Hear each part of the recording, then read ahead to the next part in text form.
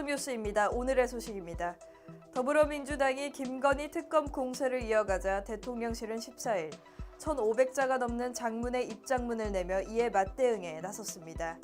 김건희 여사의 도이치모터스 주가 조작 연루 의혹과 관련해 계좌가 활용됐다고 해서 주가 조작에 가담한 것으로 볼 수 없다며 의혹을 강하게 부인했습니다. 또한 더불어민주당이 가짜뉴스를 퍼뜨리고 있다며 강력한 유감을 표명했는데 이는 10일 도이치모터스 주가 조작 사건 1심 판결 이후 입장을 발표한 데 이은 두 번째 맞대응입니다. 대통령실은 이날 오전 더불어민주당이 판결문 내용을 자의적으로 해석해 정치 공세용 가짜뉴스를 퍼뜨리고 있어 사실관계를 바로 잡습니다라는 제목의 대변인실 명의 문자 공지를 통해 이 같은 입장을 강하게 밝혔습니다.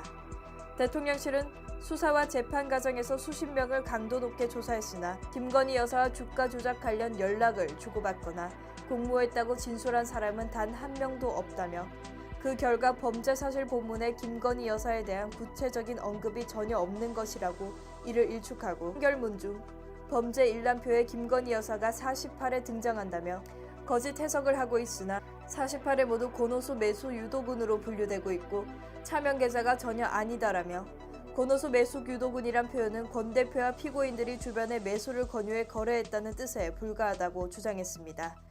이어 매수를 유도당하거나 계좌가 활용당했다고 해서 주가 조작에 가담한 것으로 볼 수 없음은 명백하다고 강조하며 문재인 정부 시절에 이 사건에 대한 집중 수사가 이뤄졌다는 점도 다시 한번 말했습니다. 대통령실은 이 사건의 본질은 대선 기간 문재인 정부 검찰에서 공소시효가 이미 지난 사건을 억지로 공소시효를 늘려 기소했다가 법원에서 제동이 걸린 것이라며 2년 넘게 수사하고도 김 여사의 구체적인 가담 사실을 특정할 내용이 전혀 없어 공소사실을 작성할 수조차 없었다고 하며 더불어민주당의 성급한 장애 여론전에 일침을 가했습니다. 더불어민주당 박홍근 원내대표가 13일 국회 교섭단체 대표연설에서 김건희 여사의 주가 조작 의혹에 관한 국민특검을 반드시 관철하겠다고 말했습니다. 이는 헌정산 사상 최초 야당 원내대표가 영부인 특검을 주장한 것입니다. 하지만 박홍근 원내대표의 막무가내 발언대로 실제 특검이 출범하려면 어려움이 많을 것 같습니다. 지금까지 최규리 기자였습니다.